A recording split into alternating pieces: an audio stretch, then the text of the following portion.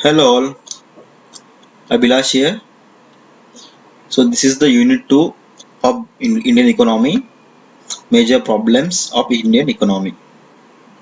So in this session, we will be discussing poverty, inequalities, unemployment and many more things that are the major problems of Indian economy.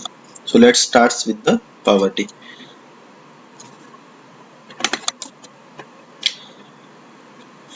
So before starting the about poverty, let's discuss what are the problems that are affecting the Indian economy.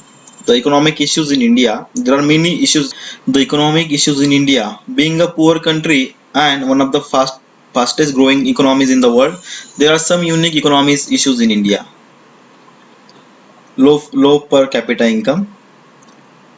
The usually developing economies have a low per capita income. The low per capita income in India in 2014 was 1,560 dollar. In the same year, the per capita gross national income of USA was 35 times that of India, and that of China was 5 times higher than India. So the per capita income was higher than India in US. Further, apart from the lower capita income, India also have a problem of unequal distribution of income and many more things. Second one is dependency on agriculture. So huge dependence on population on agriculture. Another aspect that reflects that backwardness of the Indian economy is the distribution of occupations in the country. The Indian agriculture sector has managed to live up to the demands of the fast increasing population of the country. According to the World Bank, in 2014, nearly 47% of working population of India was engaged in agriculture. So huge dependence of population on agriculture. This is one of the economic issues in India. So third one is heavy population pressure. Another factor which contributes to the economy issues in India is population. So today in India is the second most populated country in the world, the first being China. So we have a high level of birth rates and a falling level of death rates. In order to maintain a growing population, the administration need to be take care of basic requirements of food, clothing, shelter, medicine, schooling. Hence, there is an increased economic burden on the country. So we will discuss this point in upcoming point of population. That is the major issue, major problem of Indian economy. The fourth one is poor quality of human capital. In the broader sense of the term, the capital formation includes the use of any resources that enhance the capacity of production. Therefore, the knowledge and training of the population is a form of a capital. So hence the expenditure on education, skills training, research and improvement in healthcare are part of human capital. So human capital is nothing but the labor, the human which are working in the industry, which are working in the corporate should be a well trained. So we know that there are people who are not qualified, but they are still working for the daily wages. So low level of technology. So new technologies are being developed every day. However, they are expensive and require people with a considerable amount of skill to apply them in production. So any new technology requires capital and trained and skilled personnel. Therefore, a deficiency of human capital and the absence of skilled labor are major hurdle in spreading technology in economy. So there are many things, there are many issues there are many economic issues in India, but as per the content we have to discuss only six major problems. So these are the six major problems which are affecting economy. So one is poverty, inequalities, unemployment, population, transport and foreign trade.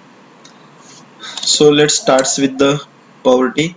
So what is poverty? So poverty is about not having enough money to meet basic needs including food, clothing and shelter. However, poverty is much more than just not having enough money. The World Bank describes poverty as a the poverty is a hunger, is a lack of shelter, is a being sick and not being able to see a doctor. So poverty is not having access to school, not knowing how to read. Poverty is not having a job, is a fear of a future and living one day. at a time. So being a poor country and one of the fastest growing economies in the world, there are many things. Like after almost 70 years of independence, India not only has a low per capita income, but Indian economy also has a great inequalities in the distribution of income and wealth. So everyone's income source and wealth is not the same. All are having the different. In India, with the time, inequalities are on the rise.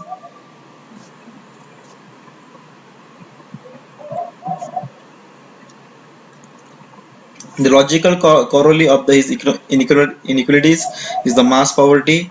Nearly 60% of the total population share one third of India's national income, while only 5% rich people of the total population enjoy the same amount of national income.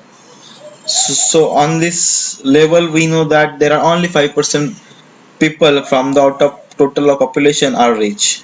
So this inequality worsen the problems of poverty in 1972 to 7033. In 1972 to 73, more than 50% of the total population lived below the poverty line. So due to some economic progress, it has come down from 26% in 1993 to 1904 to about 27.5% in 2004 to 5. So in short, Indian economy still struggle under the vicious circle of poverty.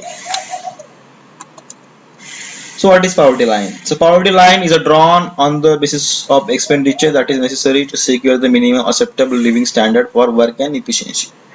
Since food is the most basic requirement, thus the poverty line is drawn on the basis of a minimum necessary nutritional standard expressed in terms of calories per day. So in India, the minimum calories intake of a person has been put at 2400 in rural area and 2100 in urban areas. To convert these calories into intake based poverty line into the monetary measure of poverty, the cost of minimum consumption requirement of a food providing the minimum calories is calculated at prevailing price. Thus, government defined a person with an income of less than rupees 672 in rural and 859 in urban per month as a living below the poverty line. So you might you all are having the ration card, right? So rich people are having other color ration card. We are some people are having orange color ration card. Some people are having white color ration card, right? So this describes the poverty line of the particular family.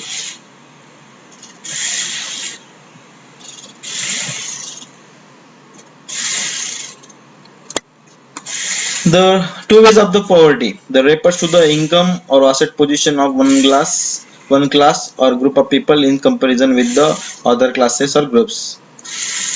It also uh, contains the comparison between the different groups and classes or one of individual or vice versa. The essential points here is that the poverty of one is relative to the richness of the other. For example, an average middle class person is poor when compared to the upper middle class person, right? And when in turn may be poorer than the richer person and so on.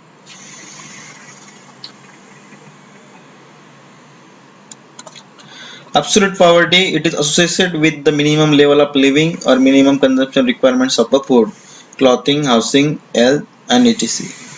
So this is the second way of the property. All those people who fail to secure income or are said to have access to even these minimum consumption requirements are classified as a poor. Is relevant for the less developed countries.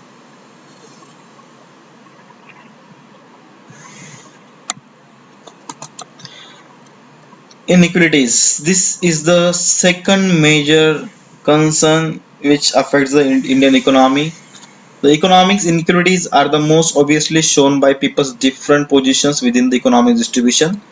So inequalities with the distribution of income in pay as well and in the wealth as well. So all are people not having the same income, same pay or same wealth. So however, people's economic positions are also related to the other characteristics such as whether or not they have a disability, their ethnic background, and whether they are man or woman. While the Equalities Trust recognize the importance of these measures, the focus of our work is especially the gap between the well-off and the less well-off in the overall economic distribution. This is reflected in the choice of terms and statistics in this section. So we have three types of inequalities. There are actually four types. The last type is the population, but in the content we have a population as a separate major problem of Indian economy. So inequality, the income is not just the money received through the pay, but all the money received from the employment, wage, salaries, bonus, etc. Investments such as interest on savings accounts, dividends from shares of stocks, savings, state benefits, pensions, and rent. So measurement of income can be on an individual or household basis. The incomes of all the people sharing a particular household income before tax that includes money received from the social security system is known as a gross income. Household income including all taxes benefits is known as the net income. So you might have learned this term in the account section. The second type of inequalities is pay inequality. A person's pay is different of their income. Pay refers to the payment from employment only. So this can be on hourly, monthly, annual basis. It's typically paid weekly or monthly, or maybe also include bonuses. Pay inequality will therefore describe the difference between the people's pay, and this may be within one company to across all pay received in the country. So who are, all are working in the corporate, they might have know about this concept, the pay inequality. Wealth inequalities. The wealth refers to the total amount of assets of an individual or household. This may include financial assets such as bonds, stocks, property, and private pension right. Wealth inequalities therefore refers to the unequal distribution of assets in a group of people. So in this session we have discussed two major problems of Indian economy. One is poverty and second one is inequalities. Thank you. Best wishes.